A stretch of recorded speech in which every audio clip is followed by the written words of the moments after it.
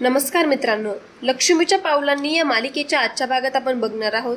Saroj formalities पूर्ण करण्यासाठी inspector साहेबांकडे file देते. इन्स्पेक्टर साहेबांना सरोज म्हणते, अद्वैत माझा एकुलता एक मुलगा आहे. त्याला मी अशा अवस्थेत बघू नाही शकत. त्याची काही चुकी नसताना तो इथे अडकलेला आहे हे मला बघवल्याने जाते इन्स्पेक्टर साहेब. जेव्हा इन्स्पेक्टर फाईल उघडतात तेव्हा त्याच्यात पैसे ठेवलेले असतात. इन्स्पेक्टर म्हणतात, पोलिसांना लाच देताय तुम्ही चांदेकर मॅडम. लाच देताय म्हणजे तुमचा मुलगा दोषीच आहे नाही का, असंच काहीतरी असेल. नाही म्हणजे हे सगळे ऍडजस्टमेंट करताय असा पुरावा होऊ शकतो नाही का, असं इन्स्पेक्टर सरोजला सांगतात. सरोजला टेन्शन येतं की अरे मी तर चांगलं करायला गेली होती पण हे परत काय झालं. इकडे चांदेकर ज्वेलर्सच्या ऑफिसमध्ये राहुल आलेला असतो. तो विचार करत असतो, आता पोलीस तपासणीसाठी कधी ऑफिसला येतील आणि सगळ्यात आधी हिरेंची रिसिप्ट शोधतील. ती रिसिप्ट जर त्यांच्या हातात लागली तर मग सगळंच कठीण होऊन जाईल. त्यामुळे पोलीस यायच्या आधी मला ती रिसिप्ट गायब करायला हवी. ती रिसिप्ट गायब झाली एकदा की मग काही टेन्शन नाही. आणि राहुल अद्वैतच्या ऑफिसमध्ये येऊन गेलेला असतो. मंडळी, तुम्ही आजकाल लाईकचं बटन दाबण्यास विसरला आहात का? तुमचं प्रेम हळूहळू आमच्या बाबतीत कमी होत चाललंय बरं का. तेवढं लाईकचं बटन प्रेस करून द्या, म्हणजे आम्हालाही आमच्या नवनवीन व्हिडिओसाठी तुमच्याकडून प्रेरणा मिळेल. तो एक फाईलमध्ये रिसिप्ट शोधायचा प्रयत्न करत असतो. तो आधी टेबलवरच्या फाईल्स सगळ्या चेक करत असतो, पण त्याला टेबलवरच्या फाईल्समध्ये काही रिसिप्ट मिळालेली नसते. त्यानंतर तो सगळे ड्रॉवर्स वगैरे चेक करतो, त्याच्यातही काही फाईल्स असतात, त्याच्यातही हिऱ्यांची रिसिप्ट नसते. त्यानंतर तो शेजारच्या रॅकवर बघतो, तिथेही रिसिप्ट नसते. मग शेवटी त्याला शेवटच्या रॅकवर एक ऑरेंज कलरची फाईल सापडते आणि त्या फाईलमध्ये हिऱ्यांची रिसिप्ट त्याला सापडलेली असते. राहुल म्हणतो, ही आहे रिसिप्ट, ही आता मला सापडलेली आहे.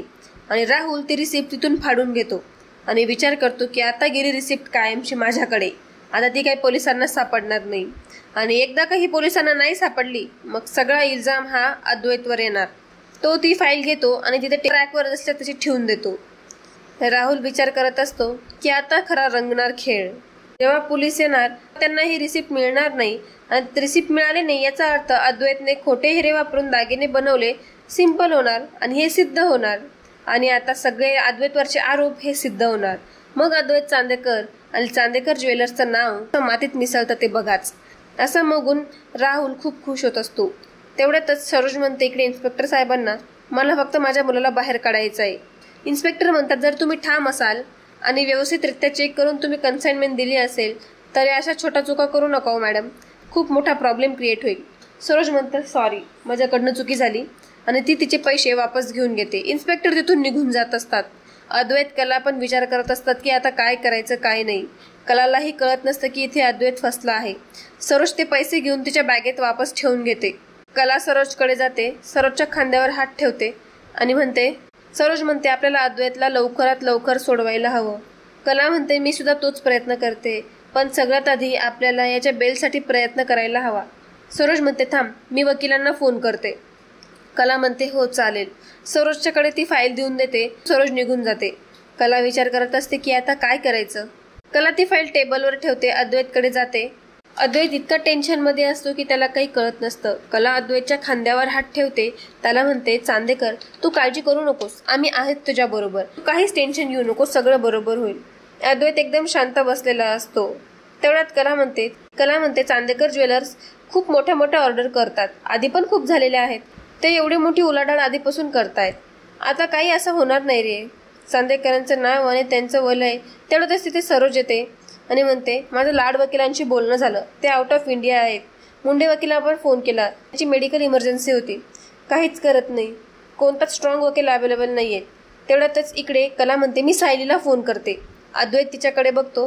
कला म्हणते थांबा, मी आलेच, मी सायलीला फोन करते. आणि ती सायलीला फोन करायला निघून जाते. तेवढ्यात तिथे इन्स्पेक्टर साहेब येतात आणि म्हणतात, बसा मॅडम, तुमच्याशी जरा बोलायचं आहे. इकडे कला येते आणि कलाने सायलीला फोन केलेला असतो. सायली म्हणते, कला. सायली म्हणते, हा कला बोल ना. कला म्हणते, सायली ऐक ना, मला तुझी थोडीशी अर्जंट मदत हवी होती, बोलू शकतेस का प्लीज. सायली म्हणते, अगं मी बातमी बघून तुलाच फोन करणार होते. अगं अद्वैत भाऊजी असं काहीतरी करतील्यावर कोणाचाच विश्वास नाही.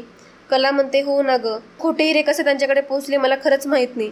त्यातून सारडांचं नाव इतकं मोठं आहे की हे सगळं घडल्यानंतर सगळे दरवाजे बंद केलेत सगळ्यांनी, मला काही कळत नाही. त्यांनी थेट पोलीस कंप्लेंट केली आहे. हिऱ्यांचे रिपोर्ट सुद्धा त्यांच्याकडे. चांदेकर सगळ्या बाजूंनी अडकेल अशीच तयारी केली आहे त्यांनी. त्यात त्यांची कायद्याची बाजू सुद्धा अगदी जवळ आहे. तेवढ्यातच सायली म्हणते, हे बघ कला, तू काळजी करू नको, आपण अद्वैत भाऊजींना यातनं नीट बाहेर काढू. कला म्हणते अगं त्यासाठीच थोडी मदत हवी होती तुझी. सायली म्हणते अगं बोल ना, एवढा विचार काय करतेस, डायरेक्ट बोल, मला तुला काय मदत हवी आहे ती. कला म्हणते अर्जुन भाऊजींशी बोलशील का जरा, ते चांदेकरचा वकील म्हणून येतील का ग इथे, त्यांना बेल मिळवून द्यायची. अगं आम्ही हे बघ बाकीच्या वकिलांशी पण बोलण्याचा खूप प्रयत्न केला, पण सगळ्यांची काही ना काही अडचण आहे, इथे कोणीच अवेलेबल नाहीये त्यासाठी. सायली म्हणते हो मी नक्की बोलते, सांगते मी त्यांना सगळं, ते बेलची सगळी प्रोसेस करूनच तिथे पोहोचतील. ओके, तोपर्यंत तुम्ही स्वतःला सांभाळा आणि काळजी करू नका. आणि हो आबांची काळजी घे हं, काही लागलं तर मला कळव हं. हो हो नक्की, मी घेईन काळजी त्यांची. आणि असं म्हणून ती फोन ठेवून देते आणि कला परत इन्स्पेक्टर साहेबांकडे निघून जाते. कला तिथे देते आणि म्हणते चांदेकर माझं सायलीशी बोलणं झालंय, अर्जुन भाऊजी आता बेलची तयारी करूनच येणार आहेत. सरोज म्हणते थँक गॉड. इन्स्पेक्टर म्हणतात सरोज मॅडम. इन्स्पेक्टर म्हणतात तुम्ही तुमच्या बाजूने प्रयत्न करा, आम्ही देखील आमच्या बाजूने शोध घेतच आहोत. यामागे नेमकं कोण आहे ते लवकरच लवकर सगळ्यांसमोर येणारच. नेमकी गडबड कुठून कुठे झालेली आहे, तुम्ही खोटे हिरे दिले का कोणी दागिन्यांची बदल केली का मिस्टर सारडांचा हा प्लॅन होता, या गोष्टींचा आम्ही शोध घेणारच आहोत. आणखीन काही पुरावे ऑफिसमध्ये असतीलच ना. कला म्हणते हो असतील. त्यात इन्स्पेक्टर म्हणतात तावडे साहेबांना काय हवं नको ते बघा. सरोज आणि इन्स्पेक्टर साहेब हे चांदेकर ज्वेलर्सच्या ऑफिसमध्ये निघून जात असतात. कला अद्वैतकडे बघत असते. कला म्हणते मी आलेच. अद्वैत बिचारा खूप तुटून गेलेला असतो, त्याला काय कळत नसतं की काय बोलावं ते. बाहेर सगळे मीडियावाले पोलिसांना प्रश्न विचारत असतात की अद्वैत चांदेकर यांच्याबद्दल आम्हाला माहिती हवी आहे, काय झालेलं आहे ते आम्हाला पूर्ण माहिती सांगा, आम्हाला पूर्ण खरं सत्य जाणून घ्यायचं आहे आणि सगळ्यांना सांगायचं आहे की चांदेकर केवढे मोठे फसवतात, आम्हाला आतमध्ये जाऊ द्या प्लीज. तेवढ्यात इन्स्पेक्टर येतात आणि म्हणतात हे सगळं काय चाललेलं आहे. मीडियावाली म्हणते साहेब अद्वैत चांदेकरांना अटक कशामुळे झालेली आहे. साहेब आम्ही असं ऐकलंय की ते खोट्या हिऱ्यांचा व्यापार करत आहेत म्हणून, हे खरं आहे का साहेब, असं इन्स्पेक्टरांना ते मीडियावाले प्रश्न मारतात. तेवढ्यात इन्स्पेक्टर म्हणतात तुम्ही ऐकलं सगळं बरोबर आहे, पण मी आणखीन काही इन्फॉर्मेशन देऊ शकत नाही. आणि इन्स्पेक्टर तिथून निघून जातात. ते मीडियावाले साहेब म्हणत इन्स्पेक्टरच्या मागे मागे जात असतात. ते मीडियावाले इन्स्पेक्टर साहेबांना नको नको ते प्रश्न विचारत असतात, पण इन्स्पेक्टर तिथून न काही बोलता तिथून निघून जातात. तेवढ्यात सरोज आणि कलाला येताना ते मीडियावाले बघतात आणि म्हणतात अरे मॅडम येत आहेत, चला या चांदेकरांच्या आई आल्यात, आपण त्यांना प्रश्न विचारूत. ते मीडियावाले म्हणतात मॅडम हे सगळं काय चाललेलं आहे, घडलेल्या प्रकाराबद्दल तुम्ही आम्हाला सांगणार का. सरोज मॅडम तुम्ही चांदेकर ग्रुपच्या महत्वाच्या घटक आहात, त्यांच्या मेंबर आहात तुम्ही, हे सगळं तुम्हाला माहितीच असेल. सारडासारख्या मोठ्या डीलमध्ये अफरातफर होणं हे चांदेकरांच्या आतापर्यंतचं जे नाव कमवलेलं आहे त्याच्यावर काळीमा फासण्यासारखं आहे. त्यावर तुम्हाला काय वाटतं, आम्हाला तुमचं मत जाणून घ्यायचं आहे मॅडम. म्हणून काय सत्य आहे ते सांगा, हे सगळं तुम्ही का केलं ते आम्हाला तुम्ही सांगा. मॅडम तुम्ही या झालेल्या मोठ्या प्रकरणापासून पळू शकत नाही, सर्वसामान्यांची नजर आहे तुमच्यावर, तुम्ही स्वतः आता जबाबच द्या या गोष्टीचा की नेमकं सत्य काय आहे ते.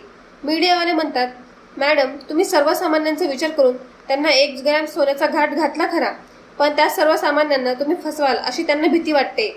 असे प्रश्न ते कलाला आणि सरोजला विचारत असतात.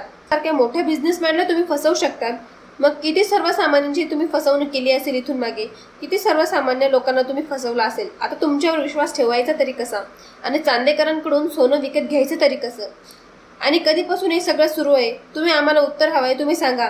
तुम्ही असं शांत बसू शकत नाही, तुम्हाला उत्तर द्यावे लागतील, काहीतरी सांगा मॅडम. सरोज म्हणते तुम्हाला जी बातमी मिळालेली आहे असं काहीच नाही, खूप मोठा काहीतरी गैरसमज झालेला आहे, तपास अजून सुरू आहे, म्हणून तुम्ही शेवटी काही निष्कर्ष देऊ नका. जेव्हा तपास लागेल की खरं कळेल तुम्हाला, तोपर्यंत तुम्ही काही बोलू नका. ती म्हणते मॅडम आम्हाला अजून प्रश्न विचारायचा आहे. कला म्हणते नाही आम्हाला तुम्हाला अजून काही माहिती देता येणार नाही, त्यामुळे प्लीज. आणि तिथून कला आणि सरोज निघून जात असतात. ते मीडियावाले म्हणत असतात मॅडम तुम्हाला प्रश्नांची उत्तरं द्यावी लागतील.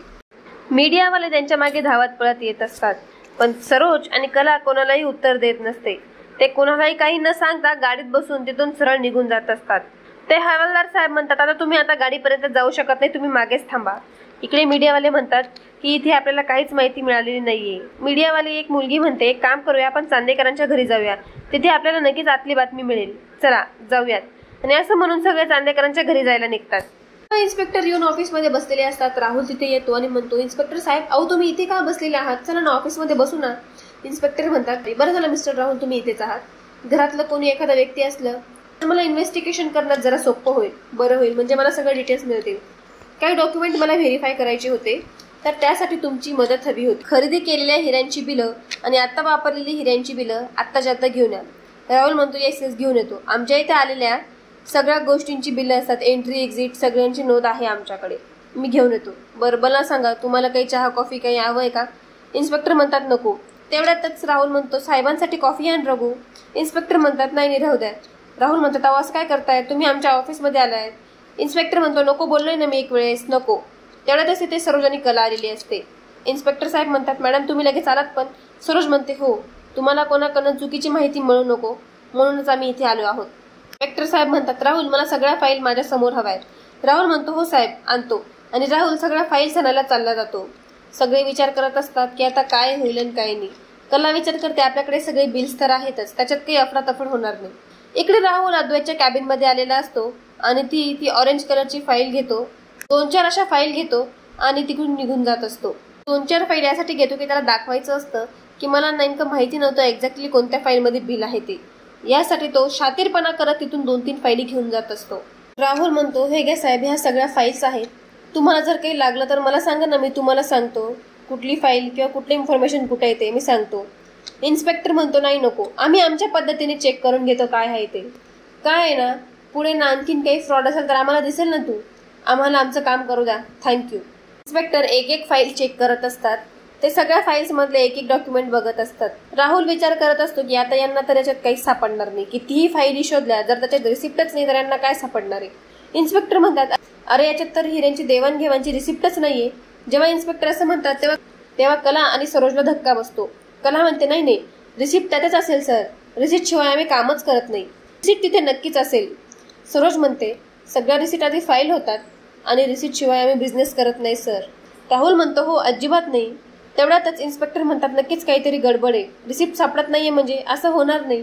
सरोज म्हणते, मला पण ते सापडत नाहीये म्हणजे. तेवढ्यात इन्स्पेक्टर म्हणतात, याचा अर्थ असाच आहे कला मॅडम, तुम्ही खरे हिरे वापरलेच नाहीये आणि हाच पुरावा आम्ही शोधत होतो, जो की पुरावा आम्हाला आता मिळालेला आहे, असं इन्स्पेक्टर साहेब कला आणि सरोजला सांगतात. ते सगळ्या फाईल घेतात, राहुलकडे देतात आणि म्हणतात, चला आता आपण इथून निघून जाऊया. कला आणि सरोज विचार करत असतात की आता हे काय झालं. कला म्हणते, जर रिसिप्ट या फाईलींमध्ये नाहीये तर रिसिप्ट नेमकी गेली तरी कुठे. कला हा विचार करत असते, रिसिप्ट तर मी फाईलींमध्येच ठेवते आणि फाईल तुडून रिसिप्ट कुठे जातही नाही. रिसिप्ट शिवाय कधी आजपर्यंत आम्ही बिझनेस केलेला नाहीये, तर हे सगळं काय झालेलं आहे, कुठे गेली असेल. तेवढ्यात आबांनी सारडांना फोन केलेला असतो. आबा चांदेकर बोलतोय, मला सारडाजींशी बोलायचं आहे. आबा म्हणतात, नाही नाही तसं नाही, म्हणजे निरोप एवढाच सांगायचा आहे की काहीतरी गफलत झाली आहे, म्हणजे कुठेतरी काहीतरी चुकतंय, हे बघा, त्यासाठीच मला त्यांच्याशी सविस्तर बोलायचं आहे. आता त्यांना वेळ मिळाला की लवकरात लवकर मला फोन करा, ठीक आहे, मी त्यांच्याशी बोलतो. आबांनी कमिशनरला फोन केलेला असतो. आबा म्हणतात, कमिशनर साहेब, आबा चांदेकर बोलतोय मी. नाही म्हणजे थोडं बोलायचं होतं. कमिशनर म्हणतात, हो बोला, काय म्हणतात. आबा म्हणतात, माझा नातू अद्वैत चांदेकर याला अटक झालेली आहे, ही बातमी तुमच्यापर्यंत आलीच असेल. कमिशनर साहेब म्हणतात, हो आलीये. आबा म्हणतो, साहेब मी तुम्हाला विनंती करतो, समधी माहिती तपासून झाल्याशिवाय तुम्ही माझ्या नातूला म्हणजे अद्वैत चांदेकरवर आरोप ठेवला नाही. म्हणजे हवं तर हे बघा, सगळं ऑफिस तुमच्या हवाले करतो, तुम्ही तुमच्या परीने ऑफिस चेक करा, मध्ये कोणीही येणार नाही आणि भक्कम पुरावा मिळाला ना की त्यानंतरच तुम्ही काहीतरी ऍक्शन घ्या. गुन्हेगाराला तुम्ही त्यानंतरच पकडा, नाही उगाच संशयित म्हणून माझ्या नातवावर आरोप करू नका, हेच मला सांगायचं होतं आणि त्याला दामून बी ठेवू नका, अशी माझी विनंती आहे साहेब. कमिशनर म्हणतात, आबासाहेब चांदेकर, आम्ही तुमच्या आदेशाचा नक्की मान ठेवला असता, परंतु समोरची पार्टी कोण आहे हे तुम्हाला सांगायची गरज नाहीये. पॉवरफुल आहे हे तुम्हाला माहिती आहे, ते सारडा आहेत. सारडा तुम्हाला तर त्यांच्याबद्दल माहिती आहे, त्यांचं अख्खा पोलीस डिपार्टमेंटशी बोलणं झालेलं आहे, त्यामुळे ताबडतोब ऍक्शन घ्या असं त्यांनी सांगितलेलं आहे. तपासाला सुरुवात करा असं त्यांचा आदेश आहे. अद्वैत चांदेकर यांनी अफरातफर केली नसेल असं आम्हालाही वाटतं. आम्हाला संशयितवर अटक करायची आम्हाला ऑर्डर आहे आबासाहेब. विश्वासावर कायदा चालत नाही, त्यासाठी पुरावे जवळ लागतात आणि ते पुरावे आम्ही शोधून काढेपर्यंत अद्वैत चांदेकर आमच्या ताब्यातच राहू द्या. माफ करा आबासाहेब. आणि कमिशनर फोन ठेवून देतात. आबा विचार करत असतात की आता काय करायचं, सगळे मार्ग बंद झालेले आहेत, मी जोही प्रयत्न करतोय तो काही ना काही कारणाने सगळा खारिज होतोय, मला काहीतरी करावं लागेल. तेवढ्यातच इकडे सगळे मीडियावाले चांदेकरांच्या घरी आलेले असतात. सोहम त्यांना थांबवण्याचा प्रयत्न करत असतो. नैना आणि दोयनीला खूप आनंद होत असतो, त्यांच्या मनासारख्या गोष्टी होत असतात. रजनी मात्र टेन्शन घेत असते. मीडियावाले म्हणतात, हे बघा तुम्ही प्लीज आबा चांदेकर यांना बाहेर बोलवा, आम्हाला सत्य काय ते जाणून घ्यायचं आहे, असे मीडियावाले सोहमला सांगत असतात. सोहम काय त्यांचं ऐकत नसतो. ते मीडियावाले म्हणतात आम्ही लवकर जाणार नाही, आम्हाला आमच्या सगळ्या प्रश्नांची उत्तर हवंय, तुम्ही प्लीज आबांना बाहेर बोलवा. तेवढ्यातच सोहम म्हणतो याच्यावर पोलीस तपास चालू आहे, तुम्ही नका मध्ये बोलू. तेवढ्यातच एक मीडियावाले म्हणतात आबासाहेब चांदेकर यांच्या नातवाने खोट्या हिऱ्यांची फसवणूक करून सारडा यांना फसवलेलं आहे, त्यामुळेच त्यांना अटक झालेली आहे, यावर तुमचं काय मत आहे, असं सोहमला प्रश्न विचारतो. तेवढ्यातच दुसरा मीडियावाला म्हणतो आबासाहेबांच्या साम्राज्याला त्यांच्या नातूने काळिमा फासली, याच्यावर तुमचं काय म्हणणं आहे, असे प्रश्न सगळे विचारत असतात. सोहम म्हणतो असं काही नाही, तुम्ही काही नका बोलू. ती एक मीडियावाली म्हणते अद्वैत चांदेकरांना अटक झालेली आहे, याबद्दल तुम्ही काय सांगणार. दुसरा मीडियावाला म्हणतो त्यांच्या विरोधात सगळे पुरावे सुद्धा आहेत, यावर तुमचं काय मत आहे मिस्टर सोहम. म्हणतो कोर्टात काय ते सिद्ध होईल, तुम्ही काही नका बोलू. तेवढ्यात आबा बाहेर येतात आणि खूप चिडून जातात. म्हणतात काय चाललंय हे, आणि हे समजे इथे कसे आले, सिक्युरिटी, दार कोणी उघडलं, यांना आतमध्ये कोणी येऊ दिलं. सोहम या समध्यासनी बाहेर काढ. तो म्हणतो हे बघा तुम्ही सगळे बाहेर व्हा. मीडियावाले म्हणतात आबा तुम्ही खरं सांगा, तुमच्या नातवाने असा खोटेपणा केला आहे, यावर तुमचं काय मत आहे. आता तुमचे संस्कार रीत हे कुठे गेले, असे तर फार संस्कार आणि रीत जपतात तुम्ही, आता कुठे गेल्या या सगळ्या गोष्टी, आता नाही राहिलं का असं काही. याचा अर्थ आबासाहेब चांदेकरांनी इतक्या वर्षात जे काही साम्राज्य उभं केलंय त्याला त्यांच्या नातवांनीच तुरुंग लावला असं म्हणायला हरकत नाही ना. अद्वैत चांदेकर घरभेटीत ठरतील, तुम्हाला धोका देतील, असं तुम्हाला कधी वाटलं होतं का. असे सगळे मीडियावाले आबांना प्रश्न विचारत असतात. ती मीडियावाली म्हणते म्हणजे आतापर्यंत चांदेकर ज्वेलर्सनी आतापर्यंत आली प्रत्येक ऑर्डर कशी फसवणूक केलेली आहे, अशीच लोकांची फसवणूक करत आले आहेत का चांदेकर ज्वेलर्स. म्हणते सामान्य आहेत म्हणून त्यांना काही कळलं नसेल. सारडा हे एवढे मोठे बिझनेसमॅन असल्यामुळे ही फसवणूक उघडकीस आली, सामान्य माणूस तर तुमची फसवणूक कधी जाणूनच घेऊ शकणार नाही. तो मुलगा म्हणतो तुम्ही विश्वासाची परंपरा जपतात ना, मग ते सगळं काय फक्त जाहिरातीपुरतच होतं का, खऱ्या आयुष्यात काही नाही का. दागिना आपल्या आठवणींचा अविभाज्य भाग असतो आणि तुम्ही त्यातच फसवणूक केली. दागिना आयुष्यभर जपण्यासारखी ठेव असते, प्रत्येक दागिना ही एक भावना असते, तुम्ही लोकांच्या भावनांशी खेळला आहात. आबा म्हणतात हे बघा माझ्या नातावरचा गुन्हा अजून बी सिद्ध झालेला नाहीये, त्यामुळे तुम्ही काहीही खोटे आरोप करू नका. तेव्हा जे काही बोलाल ना तेव्हा ते जरा विचार करून बोला. सोहम या सगळ्यांना बाहेर काढीतून. सोहम सगळ्यांना बाहेर काढत असतो. सोहम म्हणतो हे बघा एखाद्याने एकही शब्द बोलू नका, सगळ्यांनी बाहेर निघा. तेवढ्यातच एक मीडियावाला मुलगा म्हणतो आज तुम्ही आम्हाला धक्के मारून बाहेर काढतायत, पण लक्षात ठेवा आम्ही प्रतिष्ठित पत्रकार आहोत, सामान्य जनता आम्ही काय सांगतो त्याच्याबरोबर काय घडतंय हे सगळं ऐकते. लक्षात ठेवा याचे विजय दाबून थांबणार नाहीये, तुम्ही आमची कितीही तोंड दाबले तरी आम्ही काय सत्य आहे ते लोकांना सांगूच, खरं काय आहे ते आम्ही लोकांसमोर नक्कीच आणू, आम्ही काय कुणाला घाबरणार नाही. आबा म्हणतात हे बघा तुम्ही खरं लोकांच्या समोर मानतात ना तर मग खरं मागा, मग जे दाखवतात ते कितपत सत्य असतं हे तुम्हाला माहिती आहे का. तुम्हाला माहिती असतं की तुम्ही किती खरं बोलतात आणि किती खोटं बोलतात. तुम्हाला फक्त तुमच्या मीडियाची TRP हवी असते. लोकांना जर खरं दाखवायचं असेल तर खरंच दाखवा, पण त्याच्या आधी काय खरं आहे हे जाणून घ्या, ते शोधून काढा.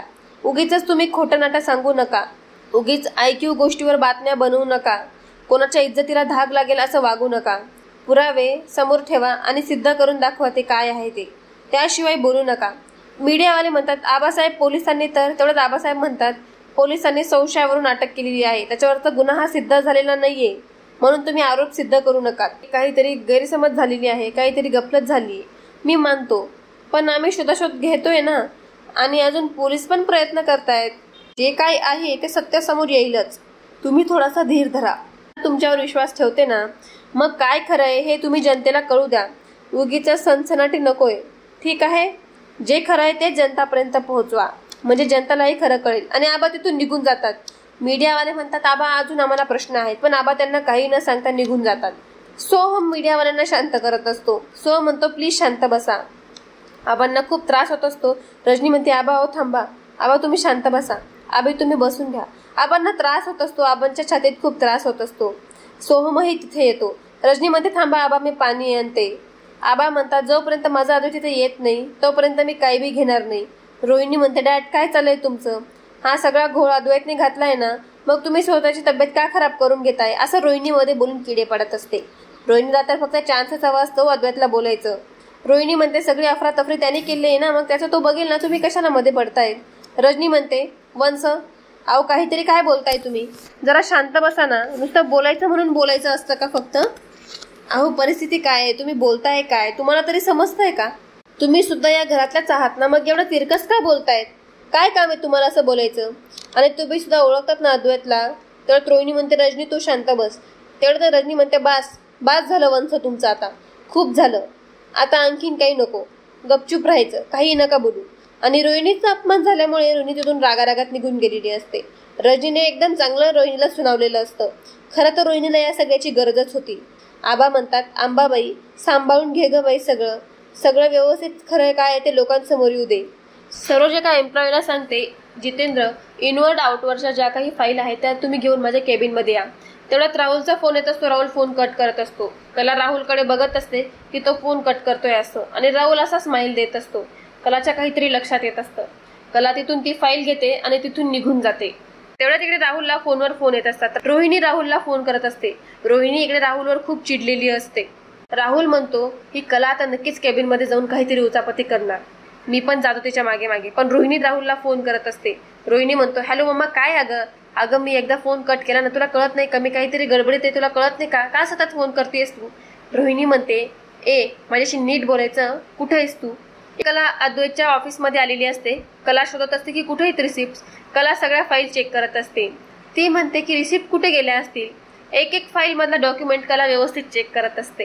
कला म्हणते, मी इथेच कुठेतरी रिसिप्ट बघितलेल्या होत्या. आणि कला त्या फाईल चेक करत असते. पण कलाला काही रिसिप्ट सापडत नसते. कला सगळ्या फाईल्स मधले डॉक्युमेंट्स बघत असते. कुठेतरी रिसिप्ट मिळेल याच आशेने ती प्रत्येक फाईल चेक करत असते. पण तिला कुठेच एकाही फाईलमध्ये रिसिप्ट मिळत नसते. कला म्हणते, कुठे त्या रिसिप्ट, मी इथेच कुठेतरी पाहिलं होतं त्या रिसिप्ट. काही करून मला त्या शोधाव्या लागणार आहेत, नाहीतर चांदेकर सुटणार नाही. तर मित्रांनो, लक्ष्मीच्या पावलांनी या मालिकेचा आजचा भाग इथेच संपतो. पुढील भागात आपण बघणार आहोत.